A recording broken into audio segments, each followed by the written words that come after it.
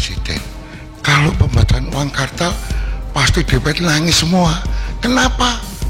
Masa dia bagi duit harus pakai e-wallet? Mahfud MD ke DPR minta RUU perampasan aset disetujui dan segera dijadikan UU. Di sini boleh ngomong galau, Pak. Bambang Pacul ditelepon, Ibu Pacul berhenti, stop. Menteri Koordinator Bidang Politik, Hukum, dan Keamanan Mahfud MD meminta pertolongan khusus kepada para anggota Dewan di Komisi 3 DPR saat membahas transaksi janggal di Kementerian Keuangan senilai 349 triliun.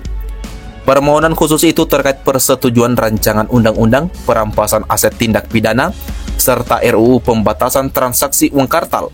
Ia bahkan menyampaikan langsung permohonan itu kepada Ketua Komisi 3 DPR RI, Bambang Wuryanto atau Bambang Pacul.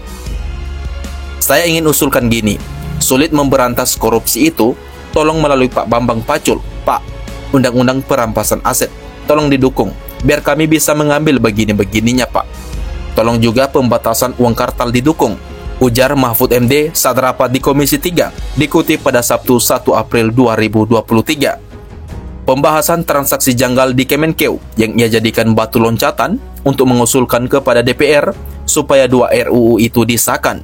Juga ia iringi dengan bukti-bukti lain, susahnya mencari bukti-bukti konkret terhadap tindak pidana pencucian uang atau TPPU yang harus diungkap terlebih dahulu tindak pidana asalnya.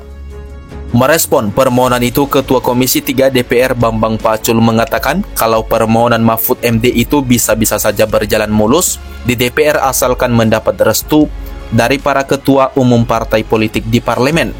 Karenanya ia meminta Mahfud MD untuk melobi para ketum parpol terlebih dahulu.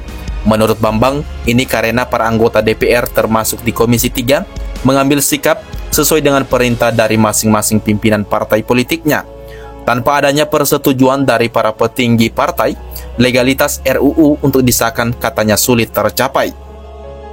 Lebih lanjut, Bambang Pacul mengungkap kalau Presiden pernah menanyakan soal dua RUU ini. Dalam kesempatan itu, ia mengungkapkan secara terang-terangan bahwa dua RUU itu ditolak karena masih menyimpan polemik. Misalnya untuk RUU pembatasan uang kartal, bisa merepotkan para anggota Dewan saat kampanye. Pak Presiden, kalau pembatasan uang kartal, pasti DPR nangis semua. Kenapa? Masa dia bagi duit harus pakai e-wallet? E-walletnya cuma 20 juta lagi. Nggak bisa, Pak. Nanti mereka nggak jadi lagi. Loh, saya terang-terangan ini, ujar Ketua Komisi 3 DPR itu dengan tegas.